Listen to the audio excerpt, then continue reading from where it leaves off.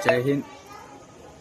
23 मार्च 2026 गुजरात में यानी अहमदाबाद में पेट्रोल नहीं मिल रहा। अगर एक स्टेटमेंट हमारे गृह मंत्री हर्ष संघवी साहब ने दिया है कि ये झूठी खबरें है, किसी ने अफवाह फैलाई है, आपको घबराने की जरूरत नहीं है। પ્રકારની પેટ્રોલ ડીઝલને લઈને સોશિયલ મીડિયા હોય કે વોટ્સએપના માધ્યમથી કે કોઈ બી ઓફિશિયલ જાણકારી વગર કોઈ બી પ્રકારની આ અફવાઓમાં આવીને ભાગદોડ કરવાની કોઈ બી પ્રકારની જરૂરિયાત નથી।